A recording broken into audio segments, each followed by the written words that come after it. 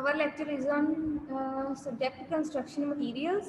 In the previous lecture, we discussed about the different types of bricks or characteristics of brick. In this lecture, we will discuss about the different types of test on bricks. ठीक है?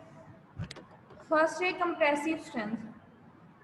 Compressive strength means कि उसकी जब उसको brick को compress करें, ठीक है, कंप्रेस करने पर उसकी जो स्ट्रेंथ है वो कितनी होनी चाहिए, ठीक है। एक फर्स्ट क्लास ब्रिक होती है, सेकंड क्लास ब्रिक होती है, थर्ड क्लास ब्रिक होती है। तीनों की जो कंप्रेसिव स्ट्रेंथ है वो अलग अलग होती है, तो कितनी होनी चाहिए, ठीक है। मतलब उससे क्या होता है, उससे पता चलता है कि ब्रिक की स्ट्रेंथ कितनी अच्छी है, वो कितनी ड्यूरेबल है, कितने टाइम तक वो मतलब ड्यूरेबिलिटी 100 ईयर्स तक है या कितनी भी है, ठीक है। कंप्रेसिव स्ट्रेंथ टेस्ट से हमें ये पता चलता है कि यूटीएम मशीन होती है, उसके बीच में हम इसको क्या ब्रिक्स को क्या करते हैं, प्लेस कर देते हैं, ठीक है।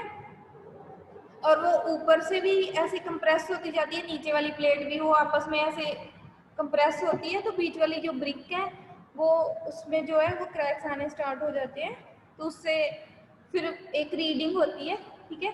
तो साइड पे रीडिंग आती है, आपको वहाँ से पता चलता है कि कितने न्यूटन का लोड लग रहा है, तो मतलब वहाँ से पता चलता है कि कितनी कंप्रेसिव स्ट्रेंथ है। जो कंप्रेसिव स्ट्रेंथ है वो कैसे कैलकुलेट करते हैं, जितना लोड डला है वहाँ पे जो रीडिंग आती है वो लोड नोट कर लेना है और कितना एरिया है उसका, ठीक है। तो उससे पता चलता है कंप्रेसिव स्ट्रेंथ का, ठीक है। कंप्रेसिव स्ट्रेंथ के लिए टेस्ट के लिए कोड होता है जिसको हम फॉलो करते हैं, IS 3495 पार्ट 1, ठीक है। इसके अलग अलग पार्ट होते हैं, पार्ट 1 को फॉलो करना है, ठीक है। IS means Indian standard code होता है, ठीक है। उसमें जो सारी मतलब लिखा होता है कि क्या क्या करते हैं कंप्रेसिव स्ट्रेंथ के लिए, क्या क्या क्या होना चाहिए, क्या क्या इंडियन स्टैंडर्ड कोड है, कोड के अकॉर्डिंग ब्रिक का साइज क्या है, ठीक है, इसकी कंप्रेसिव स्ट्रेंथ कितनी होनी चाहिए, ये सब कुछ इस कोड में गिवन होता है, ठीक है। Compressive strength 5 bricks are taken at random and their dimensions are measured. इसमें क्या करते हैं कि 5 ब्रिक्स ले लेते हैं, ठीक है। कोई भी मतलब ब्रिक लगी हुई है वहां से जो भी हमने ब्रिक यूज करनी है उसमें से कोई भी 5 ब्रिक्स ले ली, ठीक है, सैंपल ले लिया 5 ब्रिक्स का, ठीक है। एंड उसकी क्या करी, डायमेंशन मेजर कर ली, ठीक है। immersed in water of 25 degree centigrade to 29 degree centigrade for 24 hours। 24 hours के लिए क्या करना है, उस ब्रिक्स को क्या करना है, वाटर में जो है डुबा देना है, ठीक है, डुबा के रख देना है 24 आवर्स के लिए। कितने टेम्परेचर पे, 25 डिग्री टू 29 डिग्री सेल्सियस तक, ठीक है। Surplus moisture is allowed to drain to the frog if any is filled with mortar 1:3। मतलब जब हम उसको इमर्स करते हैं तो उसके बाद क्या करते हैं, हम फ्रॉग जो है उसको क्या कर देते हैं, फिल कर देते हैं सीमेंट मोर्टार के साथ। सीमेंट मोर्टार समझते हो होता क्या है?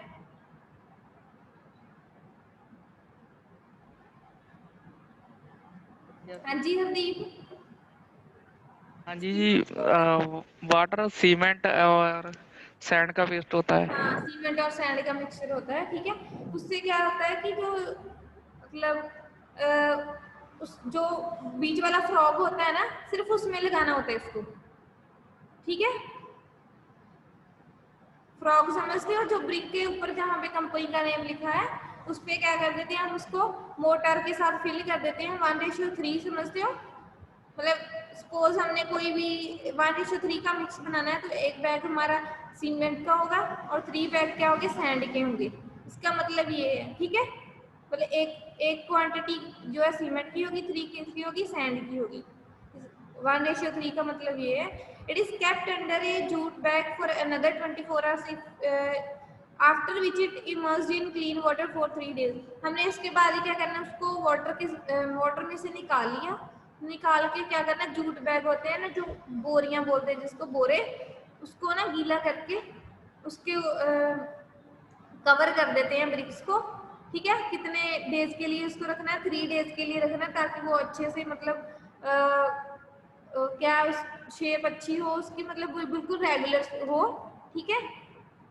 उसको क्या करना है, उसके साथ लपेट के रख देना है, जूट बैग होते हैं, 3 डेज के लिए रखना है। उसके बाद क्या करना है, at the time of testing these bricks are removed from water. Testing के टाइम क्या करना है, उस ब्रिक्स को क्या कर देना है, रिमूव कर देना है, ठीक है।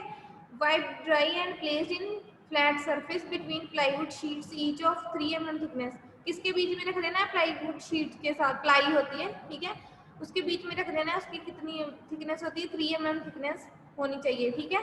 वो उसके बाद ही क्या करना है, this specimen is kept under UTM and load is applied. UTM means क्या होता है,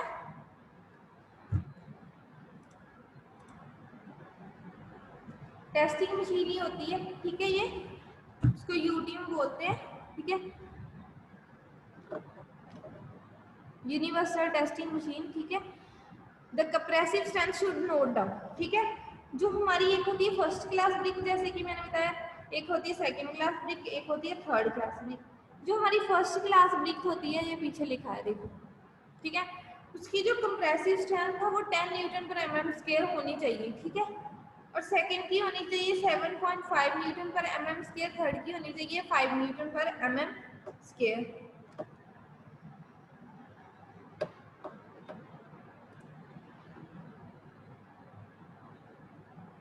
और लास्ट की होनी चाहिए 3.5 न्यूटन पर एम स्क्वायर, इसकी ये क्लास डेजिग्नेशन है, ठीक है। तो इतनी इसकी वो होनी चाहिए, ये फर्स्ट क्लास ब्रिक है जिसकी सबसे ज़्यादा कंप्रेसिव स्ट्रेंथ है, ठीक है, ये टॉप क्लास ब्रिक्स है, ठीक है। इससे हमें पता चलता है। और कैलकुलेट मैंने बताया कैसे करते हैं, जितना लोड डला है उस पर लोड की रीडिंग आपके पास आ जाएगी, कितनी रीडिंग है नोट कर लेनी है, और डिवाइड कर किससे कर देना है, एरिया के, उस एरिया से डिवाइड कर देना है जो ब्रिक का एरिया है। आपको पता है ब्रिक का स्टैंडर्ड साइज क्या होता है, 190 × 90 × 90 mm, ठीक है, और 19 × 9 × 9 सेंटीमीटर ये ब्रिक का साइज होता है। और स्ट्रेचर और हेडर पता ही होगा, लेंथ जो लेंथ वाइज होता है उसको स्ट्रेचर बोलते हैं, जो विड्थ वाइज होता है उसको क्या बोलते हैं, हेडर बोलते हैं, ठीक है। ये थी हमारी कंप्रेसिव स्ट्रेंथ टेस्ट। और एक होता है water absorption test. 5 bricks are taken for test, इसमें भी क्या करना है, हमें 5 ब्रिक्स ले लेनी है, ठीक है, सैंपल ले लिया कोई भी 5 ब्रिक्स का।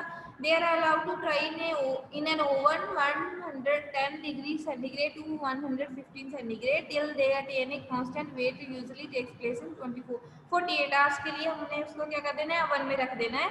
कितने टेम्परेचर पे सेट कर देना है उसको, 110 टू 115 डिग्री सेल्सियस पे सेट कर देना है उसको, ठीक है। 48 आवर्स के लिए उसको रख दिया। Then they are cooled at room temperature, उसके बाद क्या करना है, इसको रूम टेम्परेचर पे इसको ठंडा होने के लिए रख देना है, which generally takes 4 to 6 hours. 4 to 6 hour लगेंगे इसको ठंडा होने के लिए, without a fan and weight W1 is measured. Fan मतलब फैन नहीं ऑन करना, आपने ऐसे ही रूम टेम्परेचर पे उसको ठंडा होने के लिए रख देना। उसके बाद क्या करना है, उसका जो वेट ले लेना है, वो आपका वेट क्या होगा, W1 वेट होगा, ठीक है। Then they kept in clear water at 29 degree Celsius, उसके बाद इसको क्या करना है, वाटर में रख देना है 29 डिग्री सेंटीग्रेड के टेम्परेचर पे, ठीक है।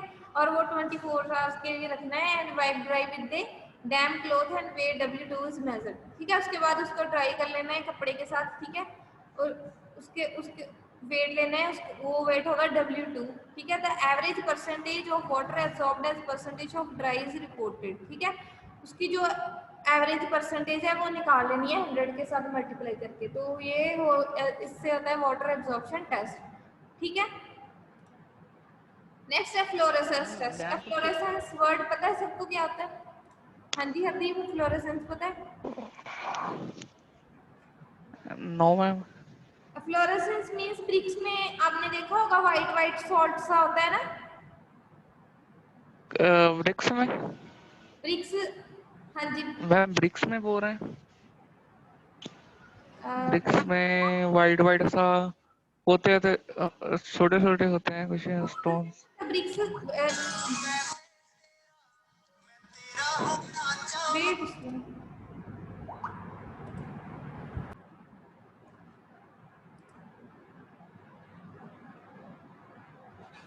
हाँ जी मैम।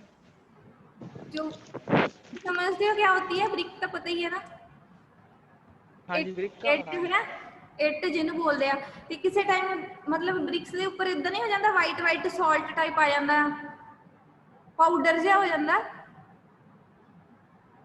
ਦੇਖਿਆ ਹੋਣਾ, ਜਿੱਥੇ ਜਿੱਥੇ ਡੈਂਪਨੈਸ ਹੁੰਦੀ, ਜਿੱਥੇ ਸਲਾਬਾ ਆ ਜਾਂਦਾ ਉੱਥੇ ਵਾਈਟ ਵਾਈਟ ਜਿਹਾ ਪਾਊਡਰ ਜਿਹਾ ਬਣ ਜਾਂਦਾ।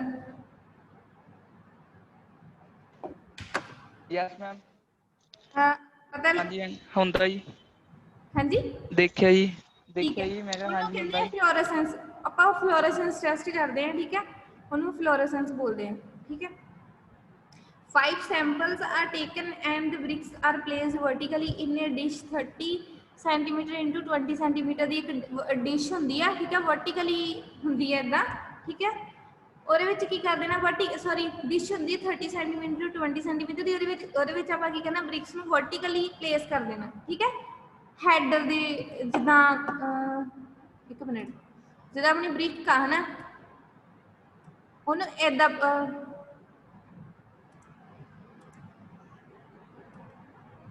ਬ੍ਰਿਕ ਨੂੰ ਡਿਸ਼ ਵਿੱਚ ਕੀ ਕਰਨਾ, ਏਦਾਂ ਹੈਡਰ ਤੋਂ ਪਲੇਸ ਕਰ ਦੇਣਾ ਹੈ।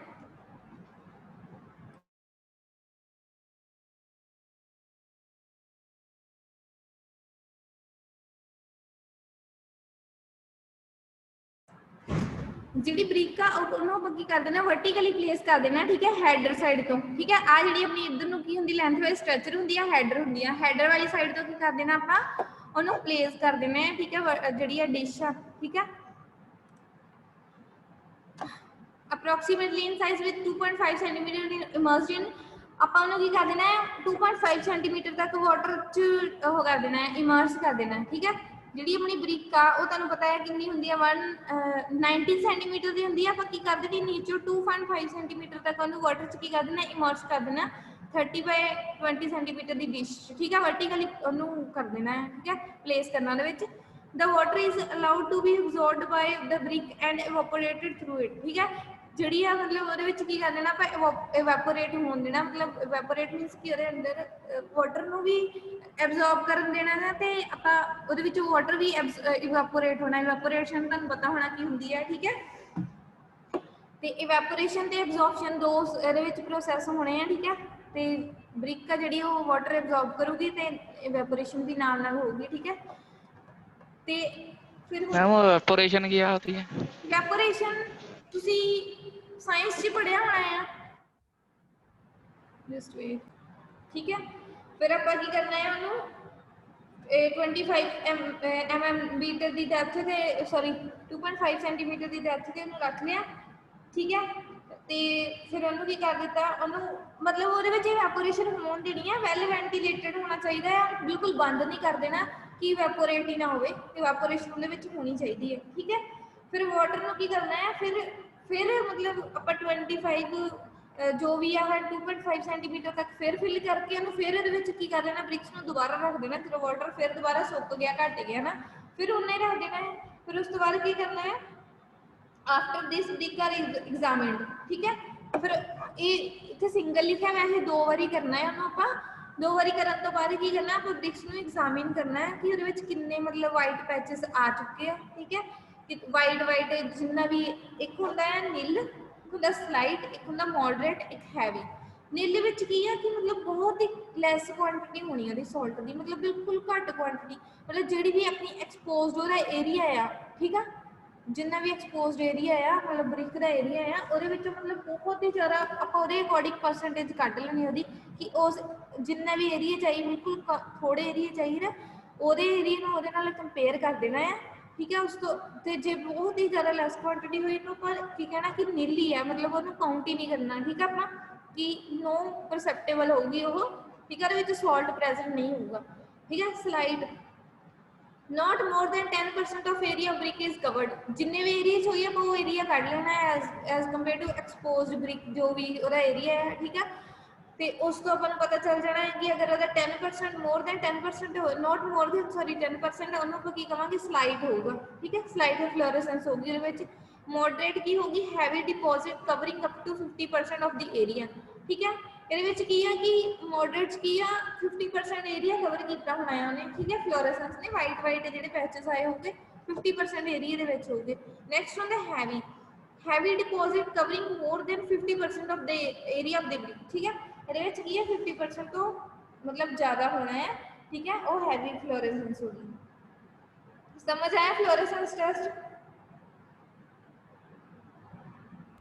Yes ma'am. ਜਿਹੜੀ ਆਪਾਂ ਇੰਜੀਨੀਅਰਿੰਗ ਪਰਪਸਿਸ ਲਈ ਬ੍ਰਿਕਸ ਯੂਜ਼ ਕਰਦੇ ਹਾਂ ਉਹਦੇ ਵਿੱਚ ਫਲੋਰੈਸੈਂਸ ਜਿਹੜੀ ਹੈ ਉਹ ਮੋਡਰੇਟ ਤੱਕ ਯੂਜ਼ ਕਰਦੇ ਹਾਂ, ਠੀਕ ਹੈ, ਮੋਡਰੇਟ ਤੱਕ ਆਪਾਂ ਯੂਜ਼ ਕਰ ਸਕਦੇ ਹਾਂ ਬ੍ਰਿਕਸ, ਠੀਕ ਹੈ, मतलब प्रेजेंट ਹੁੰਦੇ ਹੀ ਆਪਾਂ ਨੂੰ ਪਤਾ ਹੀ ਹੈ ਵਾਈਟ ਸਾਲਟ ਬ੍ਰਿਕਸ ਵਿੱਚ ਆ ਹੀ ਜਾਂਦਾ ਹੈ ਤੇ ਮੋਡਰੇਟ ਤੱਕ ਆਪਾਂ ਯੂਜ਼ ਕਰ ਸਕਦੇ ਹਾਂ, ਹੈਵੀ ਵਾਲਾ ਨਹੀਂ ਯੂਜ਼ ਕਰਦੇ ਬ੍ਰਿਕਸ, ਠੀਕ ਹੈ, ਇਹ ਐਲਕਲੀਜ਼ ਦੀ ਕੁਆਂਟੀਟੀ ਕਾਰਨ ਹੁੰਦਾ ਹੈ, ਠੀਕ ਹੈ।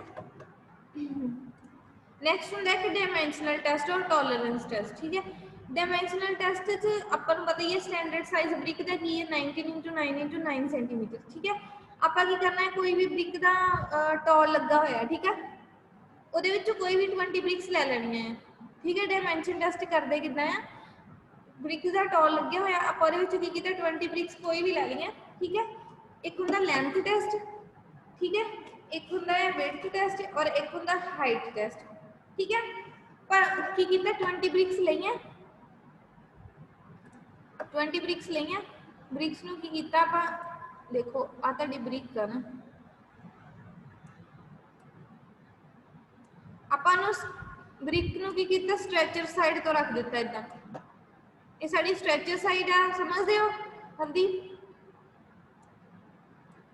ਹਾਂਜੀ ਮੈਮ। ठीक है, ब्रिक ਨੂੰ ਜਿਹੜੀ ਹੈ ਸਟ੍ਰੈਚਰ ਸਾਈਡ ਸਾਰੀਆਂ ਰੱਖ ਦਿੱਤੀਆਂ, ਮਤਲਬ ਲੈਂਥ ਵਾਈਜ਼ ਬ੍ਰਿਕ ਰੱਖ ਦਿੱਤੀਆਂ, 20 ਬ੍ਰਿਕਸ ਇਦਾਂ ਲਗਾ ਦਿੱਤੀਆਂ ਆਪਾਂ, ਠੀਕ ਹੈ। ਔਰ 20 ਬ੍ਰਿਕਸ ਇਹਦੀ ਸਟ੍ਰੈਚਰ ਵਾਲੀ ਸਾਈਡ ਦੀ ਕਿੰਨੀ ਲੈਂਥ ਹੁੰਦੀ 19 ਸੈਂਟੀਮੀਟਰ ਹੁੰਦੀ ਹੈ, ਠੀਕ ਹੈ, 19 ਸੈਂਟੀਮੀਟਰ ਹੁੰਦੀ ਹੈ। ਤੇ ਕਰਨਾ ਕੀ ਇਹਦੇ ਵਿੱਚ 19 ਸੈਂਟੀਮੀਟਰ ਔਰ ਕਿੰਨੀਆਂ ਬ੍ਰਿਕਸ ਲਗਾਈਆਂ ਇਹ 20 ਬ੍ਰਿਕਸ ਲਗਾਈਆਂ, 19 ਨੂੰ 20 ਨਾਲ ਮਲਟੀਪਲਾਈ ਕਰੋਗੇ ਤਾਂ ਤੁਹਾਡਾ ਕਿੰਨਾ ਹੋਊਗਾ 380 ਆ ਜਾਣਾ, 380 ਸੈਂਟੀਮੀਟਰ ਹੋਣਾ ਚਾਹੀਦਾ, ਮਤਲਬ ਜਿਹੜੀ ਆਪਾਂ ਨਾ ਆਪਾਂ ਓਵਰਆਲ ਇਹਨੇ ਮੈਜ਼ਰ ਕਰ ਲੈਣਾ, ਠੀਕ ਹੈ। ਜਿਹੜੀ ਵੀ ਆਪਣੀ ਟੇਪ ਹੁੰਦੀ ਆ ਮੈਜ਼ਰਿੰਗ ਟੇਪ ਹੁੰਦੀ ਆ ਆਪਾਂ ਉਹਦੇ ਨਾਲ ਕੀ ਕਰਨਾ ਜਾਂ ਇੰਚੀ ਟੇਪ ਹੁੰਦਾ ਜਿਹੜਾ, ਠੀਕ ਹੈ, ਆਪਾਂ ਉਹਦੇ ਨਾਲ ਓਵਰਆਲ ਮੈਜ਼ਰ ਕਰ ਲੈਣਾ 19 ਇੰਟੂ ਆਪਾਂ ਉਹਦੇ ਨਾਲ ਮਲਟੀਪਲਾਈ ਕੀਤਾ 20 ਬ੍ਰਿਕਸ ਨਾਲ ਤਾਂ 380 ਸੈਂਟੀਮੀਟਰ ਆਪਣਾ ਹੋਣਾ ਚਾਹੀਦਾ।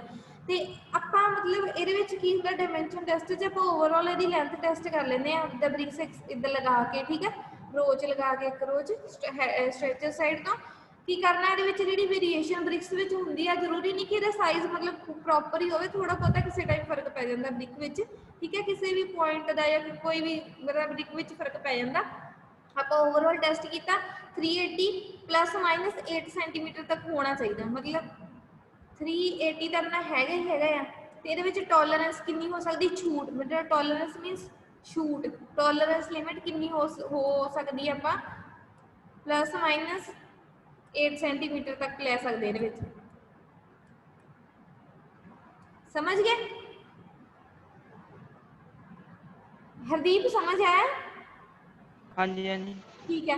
ਆਪਾਂ ਬ੍ਰਿਕਸ ਨੂੰ ਪਹਿਲਾਂ 20 ਬ੍ਰਿਕਸ ਕੋਈ ਵੀ ਲੈ ਲਈਆਂ, ਆਪਣਾ ਟੋਲ ਲੱਗਾ ਹੋਇਆ ਸੀ ਬ੍ਰਿਕ ਦਾ, ਉਹਦੇ ਵਿੱਚ 20 ਬ੍ਰਿਕਸ ਲਈਆਂ, ਉਹਨੂੰ ਆਪਾਂ ਹੈਡਰ ਸਾਈਡ ਤੋਂ ਸਾਰੀਆਂ ਇੱਕ ਰੋ 'ਚ ਰੱਖ ਦਿੱਤੀਆਂ ਤੇ ਆਪਣੀਆਂ 19 ਹੁੰਦਾ ਬ੍ਰਿਕ ਦਾ, ਇੱਕ ਬ੍ਰਿਕ ਦਾ ਸਾਈਜ਼ 19 ਸੈਂਟੀਮੀਟਰ ਆ, ਮਤਲਬ 20 ਬ੍ਰਿਕਸ ਆ 19 into 20 ਕਿੰਨਾ ਹੋਇਆ 380 ਸੈਂਟੀਮੀਟਰ। ਮਤਲਬ ਆਪਣਾ ਡਾਇਮੈਂਸ਼ਨ ਟੈਸਟ 'ਚ ਇਹੀ ਆ ਕਿ ਮਤਲਬ ਫਿਰ ਵੀ ਵੇਰੀਏਸ਼ਨ ਹੁੰਦੀ ਆ ਬ੍ਰਿਕਸ ਵਿੱਚ, ਜ਼ਰੂਰੀ ਨਹੀਂ ਉਹਦਾ ਸਾਈਜ਼ ਇੰਨਾ ਹੀ ਹੋਵੇ, ਥੋੜੀ ਬਹੁਤੀ ਵੇਰੀਏਸ਼ਨ ਆ ਜਾਂਦੀ ਹੈ ਕਿਸੇ ਟਾਈਮ ਕੰਮ ਕਰਦੇ ਟਾਈਮ।